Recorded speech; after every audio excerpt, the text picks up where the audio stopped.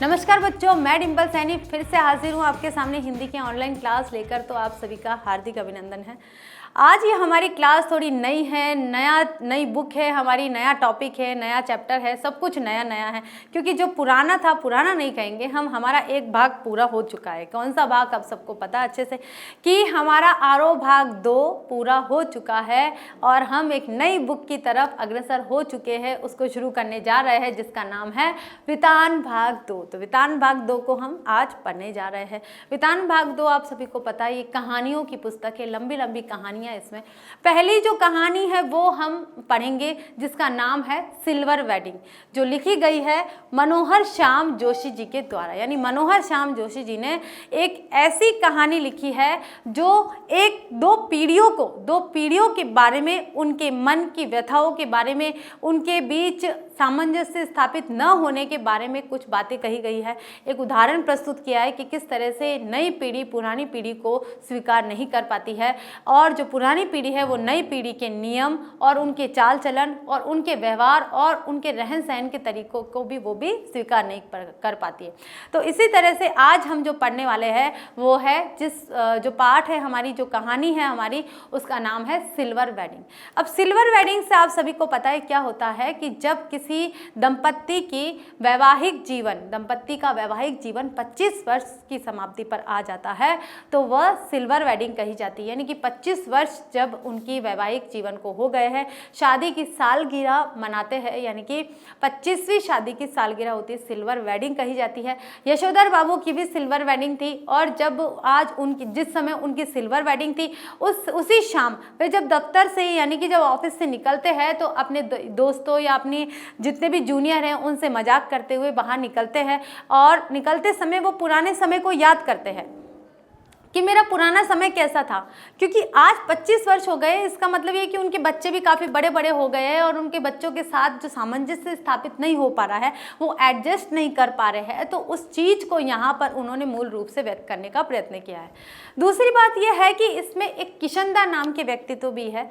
तो किशनदा है जो यशोधर बाबू के गुरु कहे जाएंगे या आइडियल कहे जाएंगे, कि किशनदा की हर एक बात को यशोधर बाबू जो इस स्टोरी के जो कहानी है उसके नायक कहे जाते हैं। तो ये जो यशोधर बाबू है वो किशनदा से बहुत ज़्यादा इंस्पायर थे, बहुत ज़्यादा प्रभावित थे और उनकी बातों को वह बहुत अपने मन में आत्मसात कर लेते थे। इसका मतलब वे पूर्ण रूप से अपना लेते थे। अब यशोधर बाबू ने क्या किया कि अपने जीवन में 2 तकिया कलाम पहलुओं को, 2 जुमलों को स्वीकार कर लिया।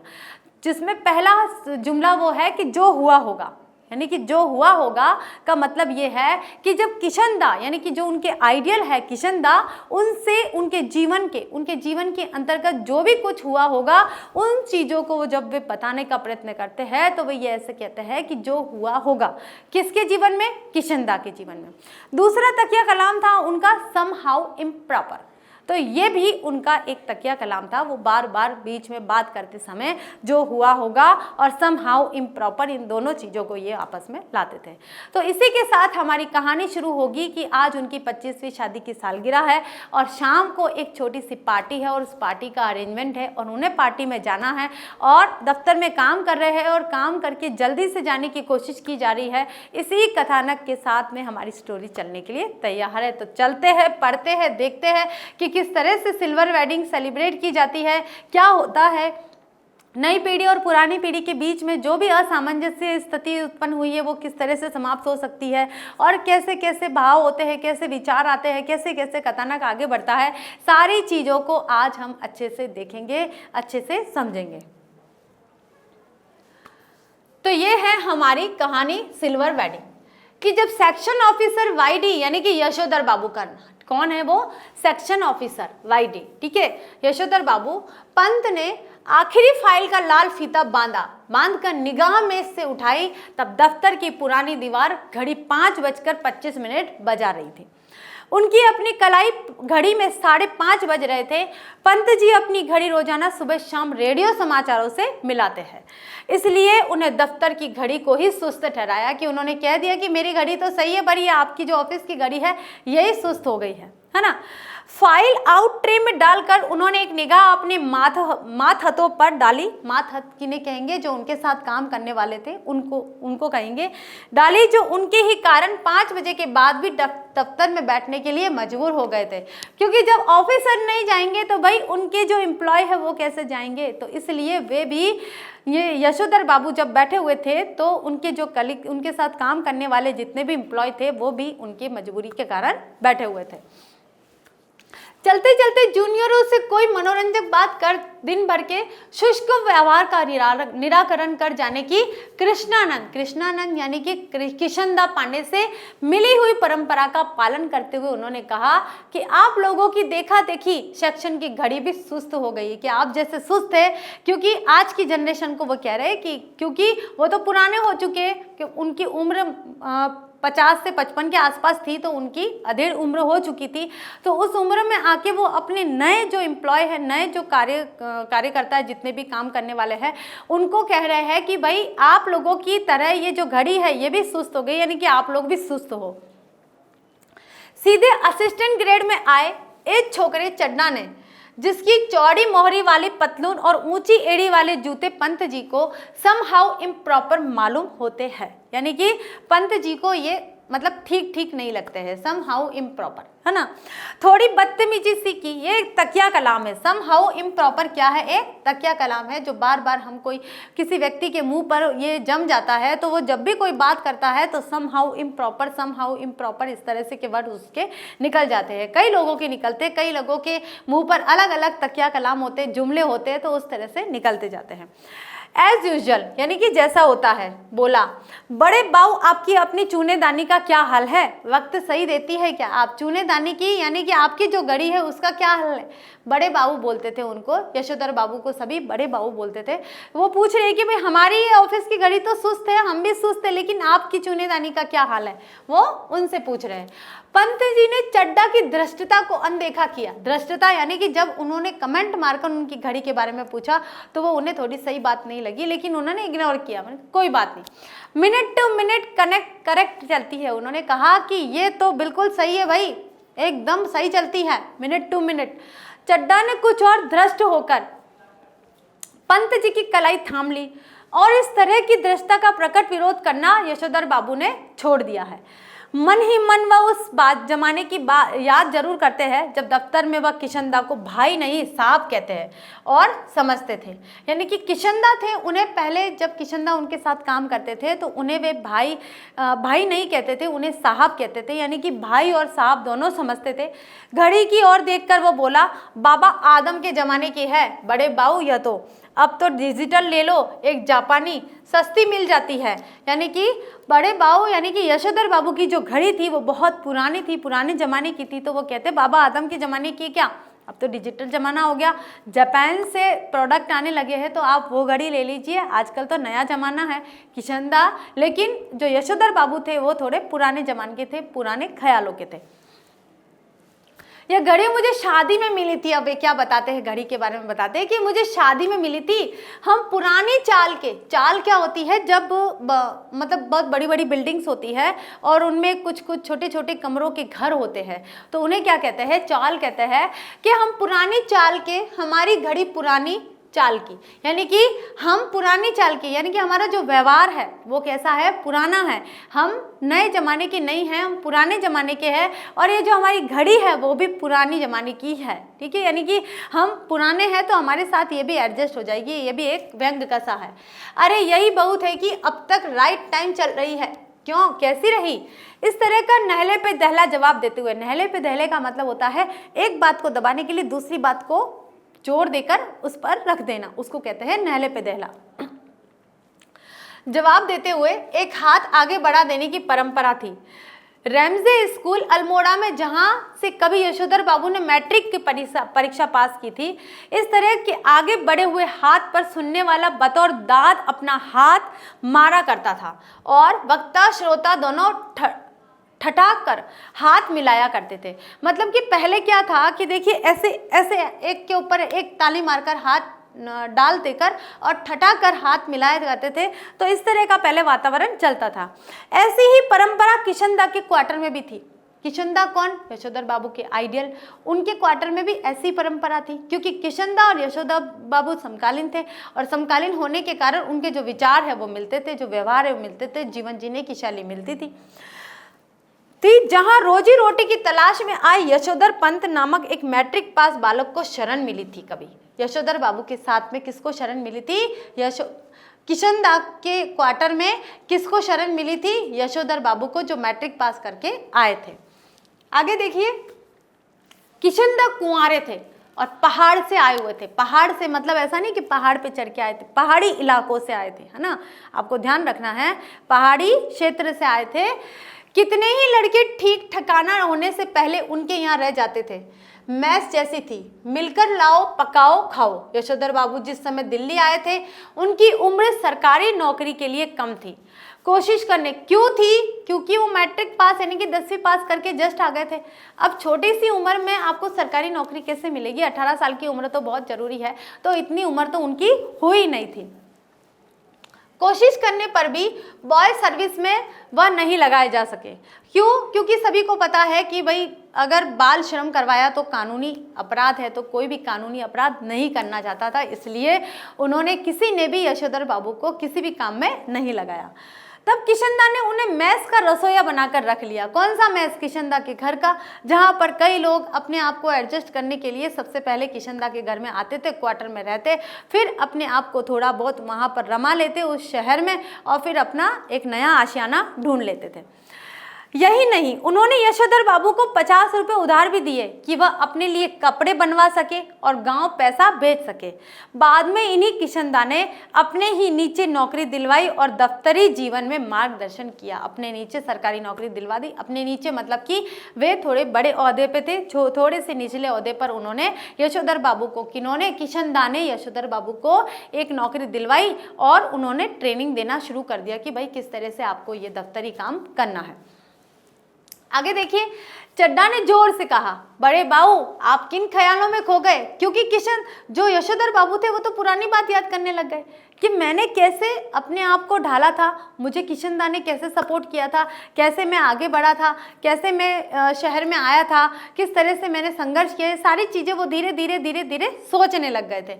लेकिन ऑफिस के जो चड्डा है वो कह रहे हैं कि बड़े बाबू किन ख्यालों में खो गए? मेनन कुछ पूछ रहा है, आपकी शादी हुई कब थी? यशोधर बाबू ने सक पकाकर अपना बड़ा हुआ हाथ वापस खींच लिया। एकदम थोड़े से सक पका गए, संकोचित हो गए और मेनन से मुखातिब होकर बोले, now let me see, I was married on 6 February 1947। क्या कहा है कि अब मैं थोड़ा लेट हो गया हूँ, मैं देखता हूँ आई वॉज यानी कि मेरी जो शादी वो कब हुई थी? 6 फरवरी यानी कि 6 फरवरी 1947 में उनकी शादी हुई थी। किसकी? यशोधर बाबू की।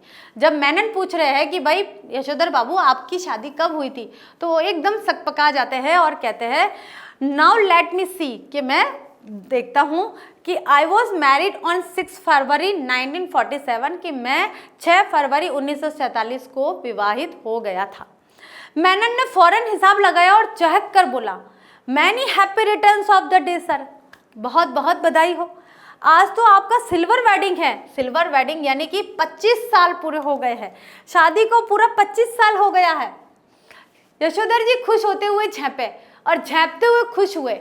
यह अदा उन्होंने किशनदा से सीखी थी, मतलब कि खुश होते हुए अचानक से झेंप जाना और झेंपते हुए खुश होना, मतलब पूर्ण रूप से खुश नहीं हो पा रहे थे। और ये अदा किसकी थी? उनकी आइडियल किशनदा की। तो बहुत किशनदा का जो व्यक्तित्व था यशोधर बाबू पे पूर्ण रूप से प्रभावित हुआ था, उनको प्रभावित कर दिया था और वे उनके ऊपर हावी हो गया था। तो किशनदा के व्यक्तित्व को ही लेकर वो अपनी जीवन शैली जी रहे थे। चड्डा ने घंटी बजाकर चपरासी को बुलाया और कहा, सुन भाई, भगवान दास बड़े बाबू से बड़ा नोट ले और सारे सेक्शन के लिए चाय पानी का इंतजाम कर फटाफट।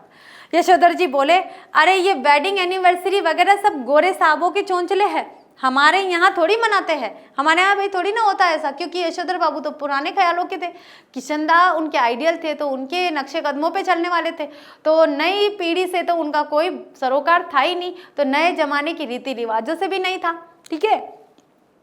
चड्डा बोला, मिक्सचर मत पिलाइए गुरुदेव, चाय, मट्ठी, लड्डू, बस इतना इतना ही तो सौदा है। इनमें कौन आपकी बड़ी माया निकली जा रही है?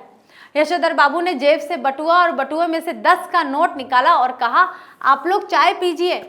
दैट तो आई डू नॉट माइंड, लेकिन जो हमारे लोगों में कस्टम नहीं है उस पर इंसिस्ट करना दैट मैं समहाउ इम्प्रॉपर फाइंड करता हूँ। जो उनका तकिया कलाम आ गया कि उन्होंने कहा कि आप तो चाय पीजिए, कि मेरे कस्टम में, मेरे सिस्टम में, मेरी जो समाज है उसमें ये सब नहीं चलता है, इन रीति रिवाजों में नहीं चलता है, कि मुझे ये सब सही नहीं लगता है, जो आप कह रहे हैं वो मेरे हिसाब से सही नहीं है।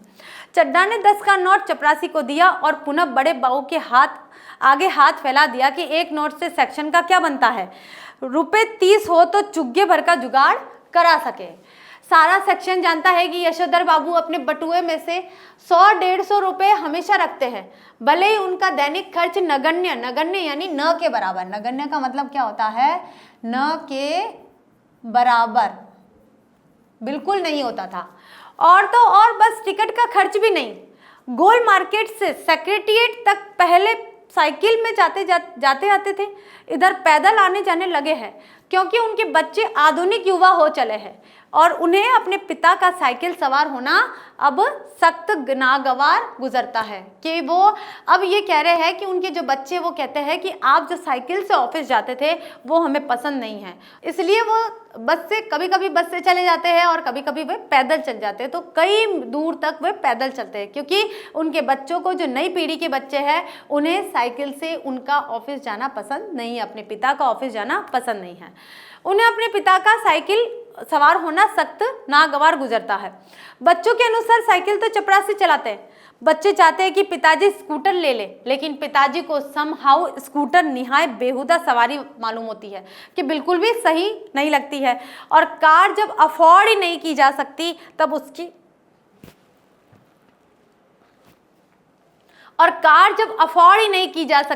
तब उसकी बात सोचना ही क्यों है। तो वो कह रहे हैं कि मैं ये काम कर ही नहीं सकता है, कार ले नहीं सकता हूँ, तो मैं उसकी बात क्यों सोचूं, स्कूटर तो बहुत ही बेकार चीज़ है, ठीक है। और रही बात साइकिल की, तो वो उनके बच्चे चलाने नहीं देते, इसलिए वे पैदल ऑफिस जाते हैं। चड्ढा के जोर देने पर बड़े बाबू ने 10-10 के नोट और दे दिए, लेकिन सारे सेक्शन के इसरार करने पर भी वह अपनी सिल्वर वेडिंग की इस दावत के लिए रुके नहीं। दावत यानी कि सिल्वर वेडिंग की दावत जो ऑफिस वाले वो मिलकर ही मना रहे थे यशोधर बाबू के साथ में, लेकिन उन्होंने पैसे दे दिए कि आप लोग जो भी सेलिब्रेट करना है कर लीजिए, लेकिन मैं इसमें शामिल नहीं होने वाला हूँ। मातहत लोगों से चलते चलाते थोड़ा हंसी मजाक कर लेना किशनदा की परंपरा में है। अब किशनदा की परंपरा में है, इसलिए यशोधर बाबू भी ऐसे ही चलते फिरते मजाक करते रहते थे अपने कलीग के साथ में, अपने एम्प्लॉय के साथ में। उनके साथ बैठकर चाय पानी पीना, गप गपाष्टक में वक्त बर्बाद करना उस परंपरा के विरुद्ध है। इधर यशोधर बाबू ने दफ्तर से लौटते हुए रोज बिरला मंदिर जाने और उसके उद्यान में बैठकर कोई प्रवचन सुनने या फिर स्वयं ही प्रभु का ध्यान लगाने की नई रीत अपनाई थी। उन्होंने क्या किया था कि जब भी वे पैदल अपने घर जाते थे ऑफिस से, तो दफ्तर और ऑफिस के बीच में एक बिरला मंदिर पड़ता था, उस बिरला मंदिर में वे जाते थे, या तो कोई प्रवचन होते थे तो वो सुन लेते, अदरवाइज क्या करते कि वे खुद ही मन में भजन गा लेते थे और ध्यान कर लेते थे। यह बात उनकी पत्नी बच्चों को बहुत अखरती थी, अच्छा नहीं लगता था उनको।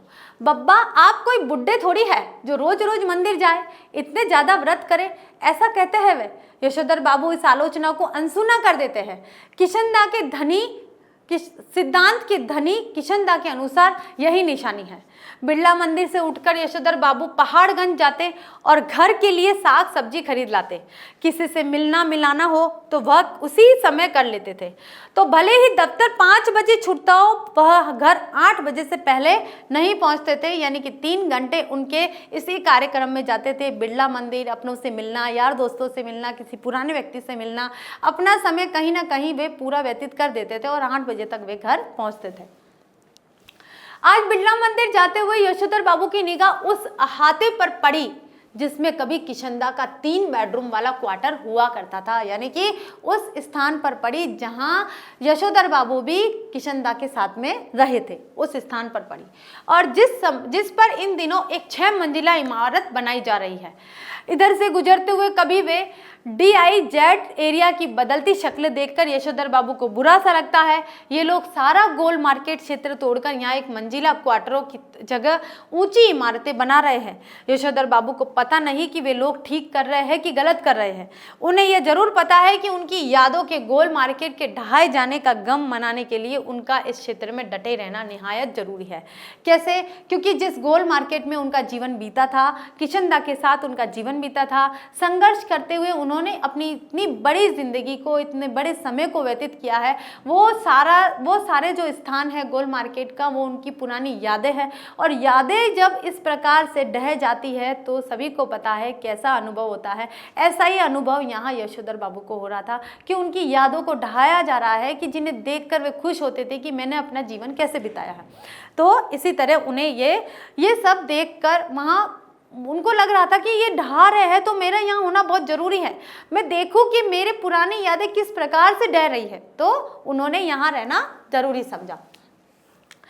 इन्हें एंड्रयूसगंज, लक्ष्मीबाई नगर, पंडारा रोड आदि नई बस्तियों में पद की गरिमा के अनुरूप ही D2 टाइप क्वार्टर मिलने की अच्छी खबर कई बार आई है, मगर हर बार उन्होंने गोल मार्केट छोड़ने से इनकार कर दिया।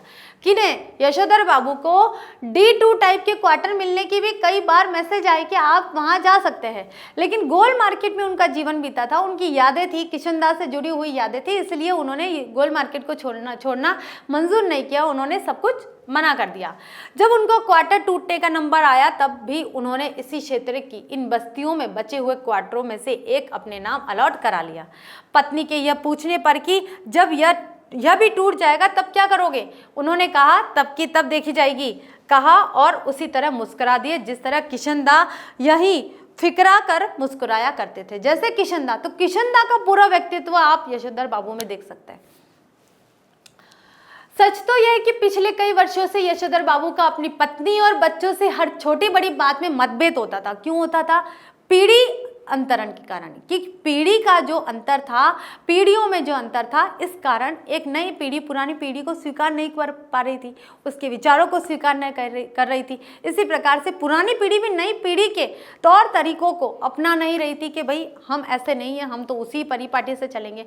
तो अलग अलग रास्तों पर चलने वालों के लक्ष्य एक कैसे हो सकते हैं, इसलिए उनके परिवार के साथ में, उनके बच्चों के साथ में, उनकी पत्नी के साथ में यशोधर बाबू के कभी न कभी मतभेद होते ही रहते थे। और इसी वजह से वह घर जल्दी लौटना पसंद नहीं करते थे। जब तक बच्चे छोटे थे तब तक वह उनकी पढ़ाई लिखाई में मदद कर सकते थे। अब बड़ा लड़का एक प्रमुख विज्ञापन संस्था में नौकरी पा गया है। यद्यपि समहाउ यशोधर बाबू को अपने साधारण पुत्र को असाधारण वेतन देने वाली यह नौकरी कुछ समझ में नहीं आती। साधारण पुत्र यानी बिल्कुल नॉर्मल एजुकेशन थी उसकी, कोई किसी तरह का कोई डिप्लोमा नहीं था, लेकिन जो उसकी सैलरी थी वो बहुत ही ज़्यादा असाधारण थी, एक्सपेंसिव सैलरी थी। तो वो उन्हें समझ में नहीं आती थी कि इतना कोई टैलेंट है नहीं, लेकिन इतनी बड़ी बड़ी तनख्वाह, क्योंकि पुराने लोग थे उन्हें इतनी तनख्वाह कहाँ मिल रही थी। तो जो नए बच्चे थे उन्हें जब ज़्यादा तनख्वाह मिलती थी कंपनी के द्वारा तो वे आश्चर्य करते थे कि इतना पैसा कैसे कमा सकते हैं। वह कहते हैं कि 1,500 रुपया तो हमें अब रिटायरमेंट के पास पहुंचकर मिला है। शुरू में ही 1,500 रुपया देने वाली इस नौकरी में जरूर कुछ पेच होगा, यानी कि जरूर कुछ दाल में काला होगा, हो सकता है गलत हो, ये उनके विचार थे। यशोधर जी का दूसरा बेटा दूसरी बार IAS देने की तैयारी कर रहा था, UPSC एग्जाम देने की तैयारी कर रहा था, और यशोधर बाबू के लिए यह समझ सकना असंभव है कि जब पिछले साल अलाइड सर्विसेज की सूची में मानक काफी नीचे आ गया था, तब इसने ज्वाइन करने से इनकार क्यों कर दिया। उनका तीसरा बेटा स्कॉलरशिप लेकर अमेरिका चला गया और उनकी एकमात्र बेटी न केवल तमाम प्रस्तावित वर्ष अस्वीकार करती आ चली रही थी, यानी कि अस्वीकार, यानी कि वह अपने कितने ही शादी के रिश्ते ठुकरा चुकी थी, बल्कि डॉक्टरी की उच्चतम शिक्षा के लिए स्वयं भी अमेरिका चले जाने की धमकी दे रही थी कि मुझे तो डॉक्टर बनना है और मैं अमेरिका चल जाऊंगी। इस तरह उनके 4 बेटों का यहाँ बच्चों का यहाँ विवरण दिया गया है। यशोधर बाबू जहां बच्चों की इस तरक्की से खुश होते हैं, वहां समहाउ यह भी अनुभव करते हैं कि वह खुशहाली भी कैसी जो अपनों में परायापन पैदा करे। परायापन यानी कि सभी तो अलग है, सभी तो दूर है, सभी तो अपना अपना सोच रहे, तो अपनापन कहाँ है, उन्हें अपनापन नहीं दिखाई दिया। अपने बच्चों में उन्हें कभी भी अपनापन, आपसी जो मेल मिलाप होता वो उन्हें नहीं दिखाई दिया। आगे देखिए, अपने बच्चों द्वारा गरीब रिश्तेदारों की उपेक्षा करने उन्हें समहाउ जचती नहीं थी कि उनके बच्चे बहुत ही अच्छी पोजीशन पे थे, लेकिन इसका मतलब ये नहीं है, यशोधर बाबू के अनुसार इसका मतलब ये नहीं है कि आप गरीब व्यक्तियों की मजाक उड़ाए, उनकी अवहेलना करें, उनका तिरस्कार करें, ये बिल्कुल भी उन्हें सही नहीं लगता था। एनीवे, जनरेशनों में गैप तो होता ही है, सुना है, ऐसा कहकर स्वयं को दिलासा देता है ये पिता। मतलब कि यशोधर बाबू कैसे भी, अगर इस तरह की बात उनके घर में होती थी, कोई वातावरण होता था कि गरीब लोगों की वे उपेक्षा करते थे, उनका तिरस्कार करते थे, उनकी तरफ ध्यान नहीं देते थे, तो यशोधर बाबू बस ऐसे ही कह देते थे कि भाई ये पीढ़ी अंतरण है, यानी कि पीढ़ियों में जो गैप है, जनरेशन गैप है, इस वजह से उनके विचार अलग है, मेरे विचार अलग है, तो मैं उनके विचारों की समानता नहीं कर सकता और वे मेरे विचारों की समानता नहीं कर सकते। यद्यपि यशोधर बाबू की पत्नी अपने मूल संस्कारों से किसी भी तरह आधुनिक नहीं है, तथापि बच्चों की तरफदारी करने की मातृल सुलभ मजबूरी ने उन्हें भी मॉड बना डाला है। मॉड यानी मॉडर्न बना डाला है। वो अपने बच्चों का फेवर करती थी और बच्चों का फेवर करने के कारण उन्हें मॉडर्न कहा जाना ज़्यादा उचित होगा। कुछ यह भी कि जिस समय उनकी शादी हुई थी, यशोधर बाबू के साथ गांव से आए ताऊजी और उनके 2 विवाहित बेटे भी रहा करते थे। इस संयुक्त परिवार में पीछे बहुओं में गजब के तनाव थे, लेकिन ताऊजी के डर से कोई कुछ कह नहीं पाता था। यशोधर बाबू की पत्नी को शिकायत है कि संयुक्त परिवार वाले उस दौर में पति ने हमारा पक्ष कभी नहीं लिया। अब यशोधर बाबू की पत्नी का आ गया कि जब हम जॉइंट फैमिली में रहते थे तो मेरे पति ने मेरा फेवर कभी नहीं लिया, ठीक है, बस जिठानियों की चलने दी। उनका यह भी कहना थी कि मुझे आचार व्यवहार के ऐसे बंधनों में रखा गया जाना मैं जवान औरत नहीं बुढ़िया थी। जितने भी नियम इनकी बुढ़िया ताई के लिए थे वे सब मुझ पर भी लागू करवाए, ऐसा कहती है। घरवाली बच्चे उससे सहानुभूति व्यक्त करते हैं, फिर वह यशोधर जी से उन्मुख होकर कहती है, यानी कि बिल्कुल ही उनसे दूरी बनाकर कहती है कि तुम्हारे ये बाबा आदम के जमाने की बातें मेरे बच्चे नहीं मानते, तो इसमें उनका कोई कसूर नहीं है। मैं भी इन बातों को उसी हद तक मानूंगी जिस हद तक सुविधा हो, यानी कि जिस हद तक सही लगे।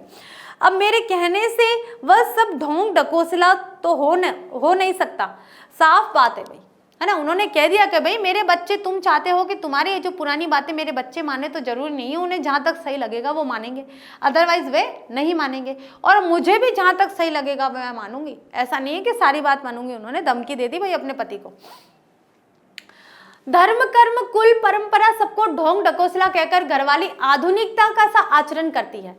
तो यशोधर बाबू सानियल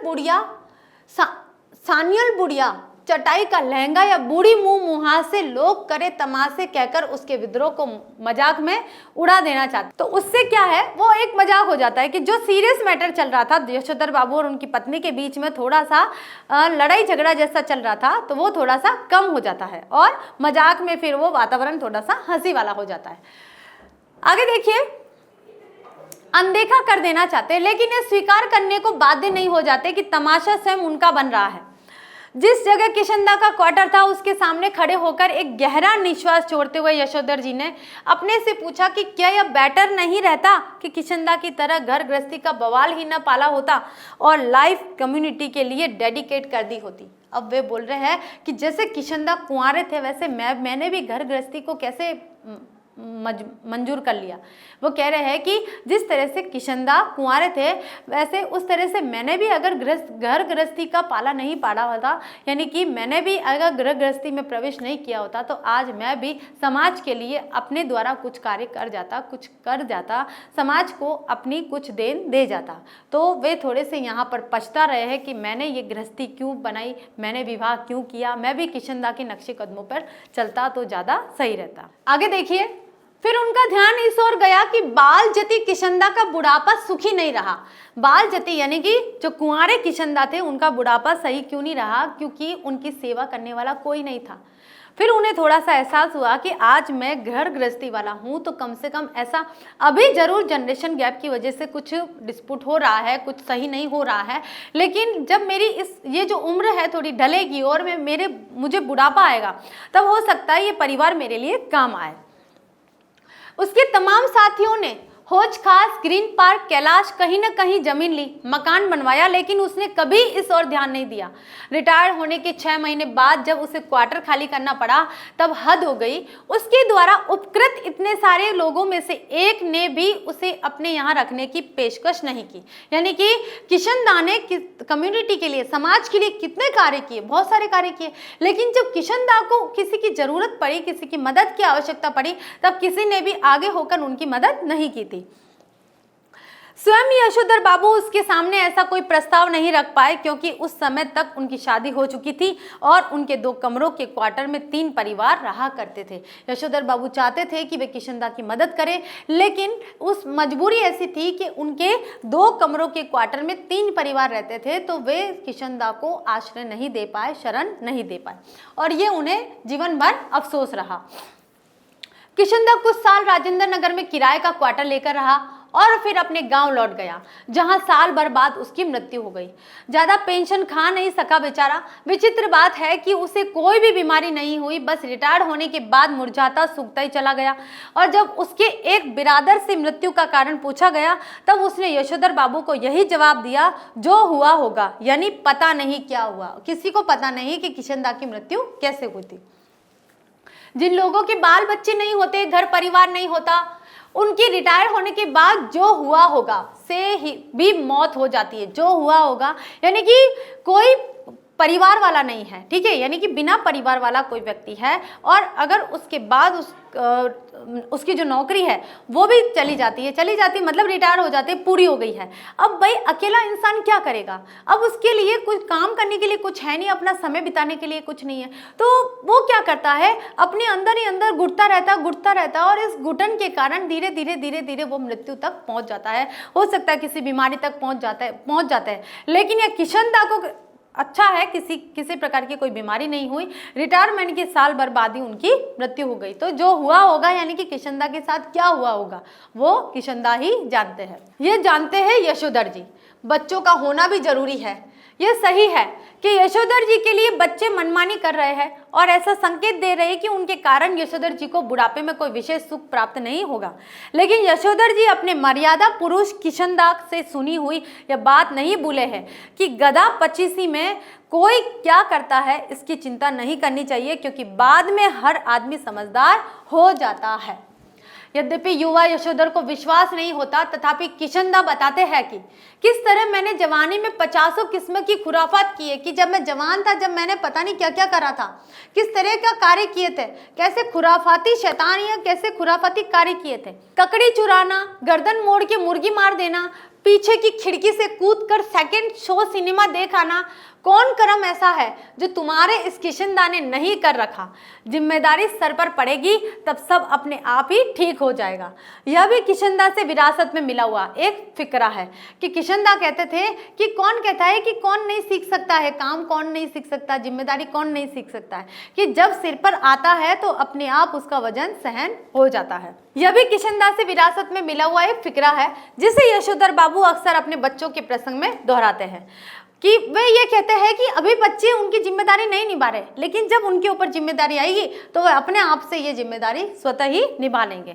उन्हें कभी कभी लगता है कि अगर मेरे पिता तब नहीं गुजर गए होते जब मैं मैट्रिक में था, तो शायद मैं भी गधा पचीसी के लंबे दौर से गुजरता। जिम्मेदारी सर पर जल्दी पड़ गई तो जल्दी ही जिम्मेदार आदमी बन गए।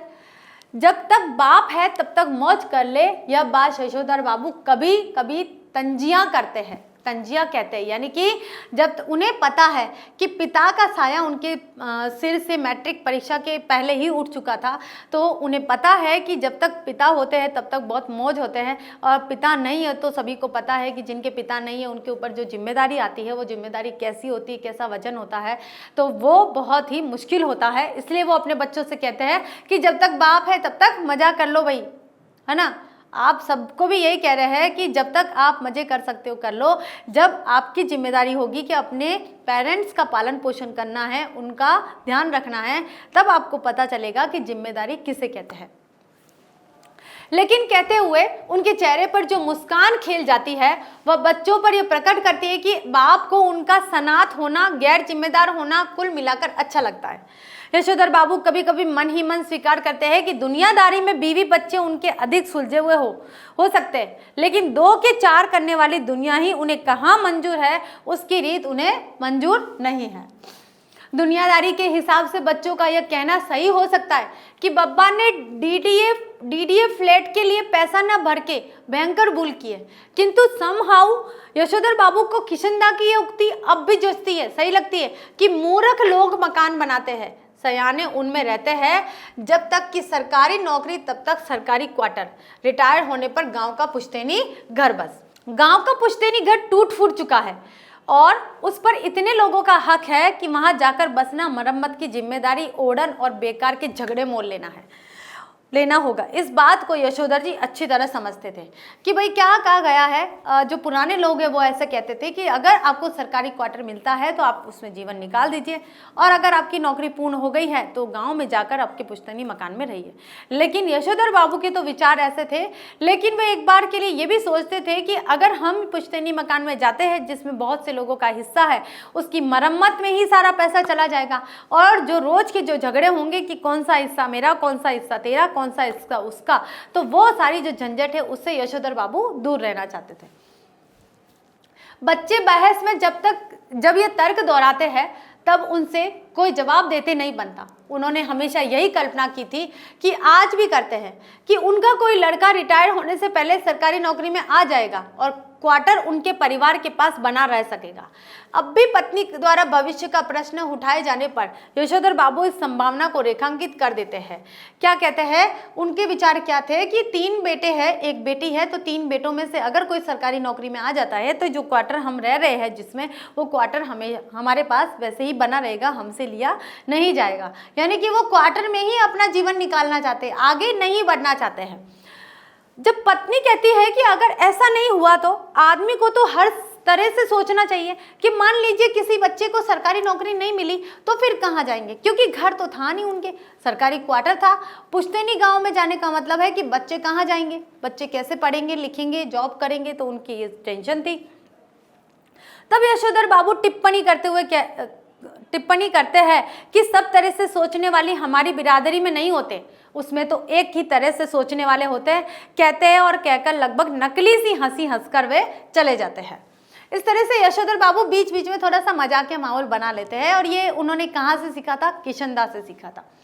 जितना ही इस लोक की जिंदगी यशोधर बाबू को ये नकली हंसी हंसने के लिए बाध्य कर रही है, उतना ही वह परलोक के बारे में उत्साही होने का यत्न कर रहे हैं। तो उन्होंने बिड़ला मंदिर की ओर तेज कदम बढ़ाए, लक्ष्मी नारायण के आगे हाथ जोड़े, असीक का फूल चुटिया में खोसा और पीछे से उस प्रांगण में जा पहुंचे जहां एक महात्मा जी गीता पर प्रवचन कर रहे थे। अफसोस आज प्रवचन सुनने में यशोधर जी का मन खास नहीं लग रहा था। हमेशा तो सुनते थे, लेकिन आज हो सकता है कुछ नया हो गया। सच तो यह है कि वह भीतर से बहुत ज्यादा धार्मिक अथवा कर्मकांडी नहीं थे, वह तो बस एक दिखावा करते थे इसलिए चले जाते थे। अंदर से कोई धार्मिक नहीं थे और न कोई कर्मकांडी व्यक्ति थे कि आपको कोई धार्मिक कर्मकांड में उनका कोई मोह लगता हो।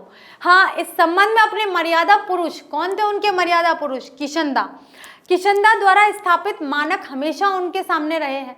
जैसे जैसे उम्र ढल रही है वैसे वैसे वह भी किशनदा की तरह रोज मंदिर जाने, संध्या पूजा करने और गीता प्रेस गोरखपुर की किताबें पढ़ने का यत्न करने लगे। मन नहीं था उनका, न किताब पढ़ने का था, मंदिर जाने का था, न कोई पूजा संध्या करने का था, लेकिन किशनदा करते थे, इसलिए किशनदा के नक्शे कदमों पे चल रहे थे, इसलिए वो ये सारे कार्य कर रहे थे। उनका खुद का व्यक्तित्व कुछ नहीं था, वे तो किशनदा से प्रेरित थे, प्रभावित थे।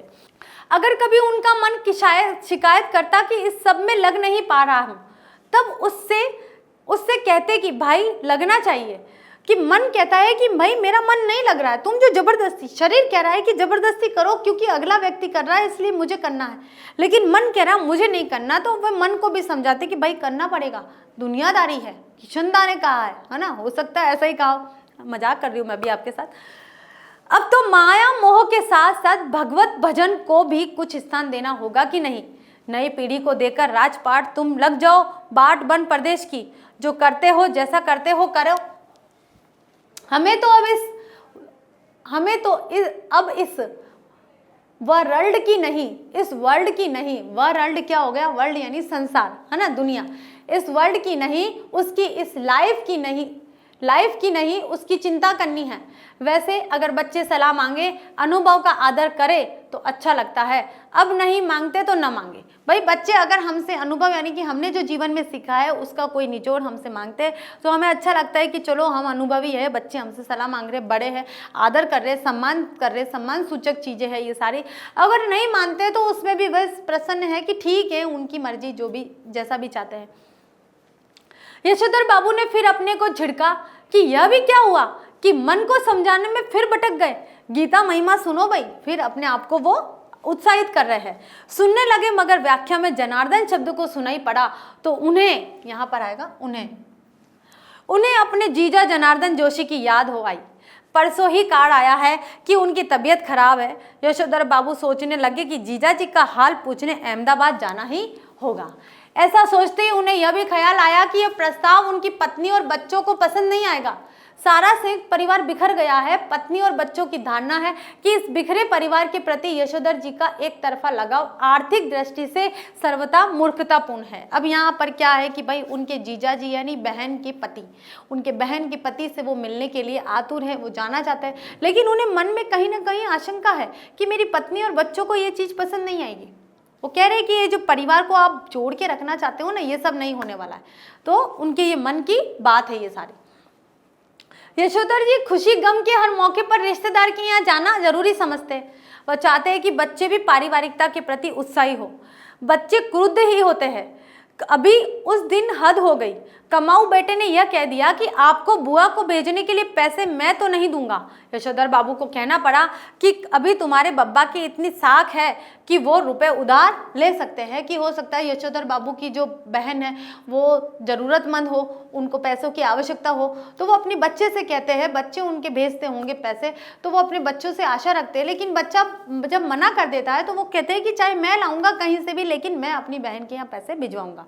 इस तरह से इन सारी बातों से हमें क्या पता चलता है कि जो पुरानी पीढ़ी और नई पीढ़ी के बीच में जो वातावरण है वो थोड़ा सा खिसका हुआ सा वातावरण है, यानी कि थोड़ा सा एक मेल मिलाप वाला नहीं लगता है, हमें थोड़ा औपचारिक वातावरण हो गया है। ये इसमें रिश्ते संबंध यहाँ तो हमें कहीं नजर आ ही नहीं रहे हैं।